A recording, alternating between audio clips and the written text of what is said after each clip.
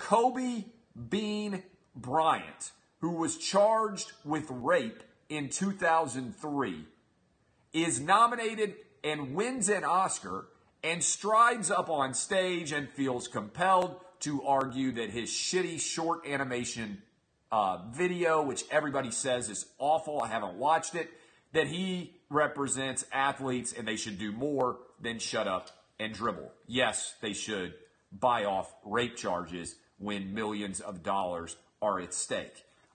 This is wild to me. And I want to ask you this. Why am I one of the only people in sports media? And why am I one of the only people in media in general who is aggressively going after this story? In the same year as Harvey Weinstein, when Los Angeles is evidently woke, and everybody out there is aware of the impropriety of powerful men signing non-disclosure agreements and getting away with rape, how in the world can you justify Kobe Bryant winning an Oscar? Put simply, you can't. This is an example of why many people should not get involved in politics and try to pretend to be moral authorities. Here's the truth of the matter.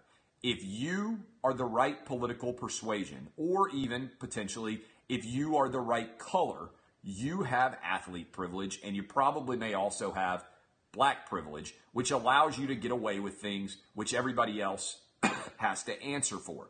I want you to listen to this quote.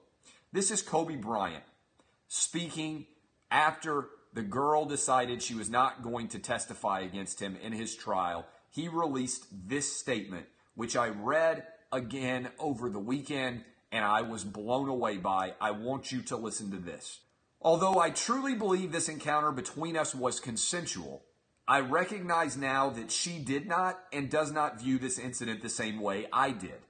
After months of reviewing discovery, listening to her attorney, and even her testimony in person, I now understand how she feels that she did not consent to this encounter.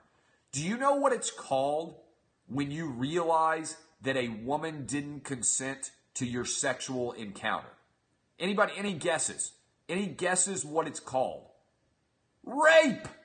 He admitted that he now believes that she didn't consent to their sexual encounter, which means he raped her. He raped her in his own words. He raped her.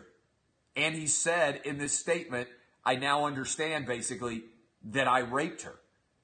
And he still never misses an NBA game for it. And even crazier, in the same city as Harvey Weinstein, he wins an Oscar. Now, I would love to hear anybody rationalize how in the world, if you are so driven insane by the use of power by men to take advantage of powerless women, how in any way you could justify not talking to Ryan Seacrest on the red carpet, not believing that James Franco should even be nominated, and not believing that Casey Affleck should be able to show up and give an award as a presenter at the Oscars this year because of the Me Too moment. Yet you feel totally comfortable with Kobe Bryant being nominated and with Kobe Bryant actually winning an Oscar. Kobe Bryant, who in the statement I just read you, essentially admitted that he raped a woman. I don't understand it. Now look, Harvey Weinstein is a piece of crap. I'm not defending Harvey Weinstein. But Harvey Weinstein has still never been charged with any crime. And he did exactly what Kobe did when people complained. He used his wealth to buy their silence through non-disclosure agreements.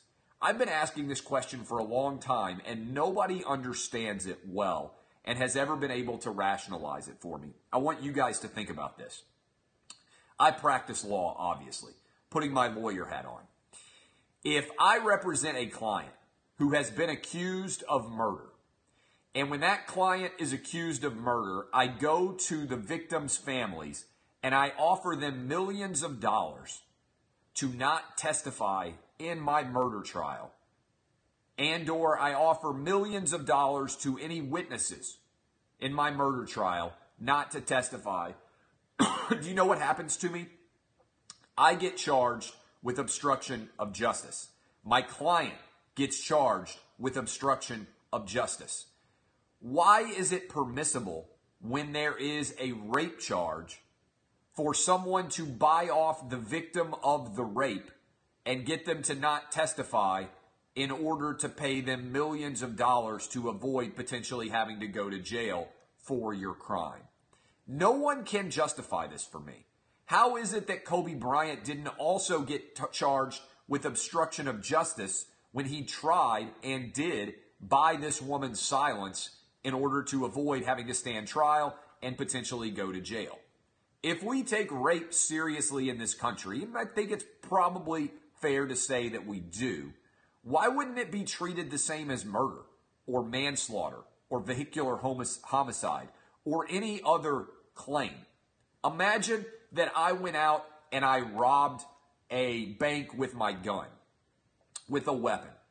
If I tried to go back to that bank and pay them not to prosecute me because I had robbed the bank with a gun, I would get charged with obstruction of justice. The state would say, wait a minute. You can't buy your way out of a bank robbery just because you have money. Let's presume that it's possible. That would be a clear attempt by me to subvert justice by using my money to avoid having to stand trial for my crime. Why was Kobe Bryant ever allowed to buy his way out of a rape charge because he happens to have a lot of money? Why was he not charged with additional crimes? Moreover, again, my point on this in a straightforward fashion, can anyone at all at Hollywood reconcile why Kobe Bryant's not the exact same or worse than Ryan Seacrest, James Franco, and Casey Affleck? If none of those guys are allowed to participate at their normal level at the Oscars, why in the world was Kobe Bryant given an Oscar for his crappy short animated film? And why did nobody have an issue with him getting nominated and nobody have any issue with him winning an Oscar? Now, I have several hypotheses. Potentially, you can distinguish him from Harvey Weinstein because there are less accusers of Kobe Bryant so far. Maybe there are less accusers of Kobe Bryant because he has bought them all off. It is also important to note that Kobe Bryant was charged with a more serious criminal violation than anything that has been so far charged of Harvey Weinstein. In fact, Harvey Weinstein has faced no criminal charges. Now, I think what happens here is that the Me Too movement is really about saying white men are awful. Let's be honest. That's really what it's about on some level. It's not about saying men are awful. It's primarily about focusing on white men. All right? Kobe Bryant is not getting a lot of attention because he's a black guy who is accused of rape and using his power to dominate a powerless woman. And that throws all of the victimization pyramid out of whack.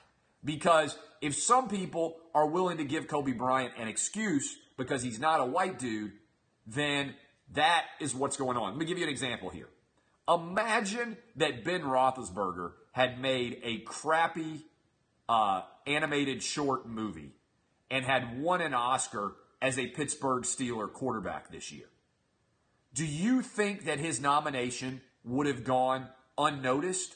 Or do you think he would have been crushed because he was trying to win an Oscar in a Me Too era after he had had allegations of sexual assault levied against him before?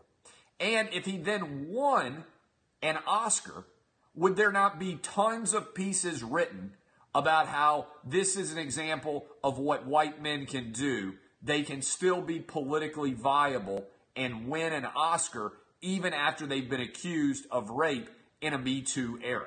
He would be crushed beyond belief. I doubt that he would have ever been nominated, and certainly if he had won, the usual suspects at Woke Center would have written all these takes about how this is evidence of white men not having to answer for their power over the powerless, and about how Ben Roethlisberger can re-enter the mainstream even though he's got these allegations against him.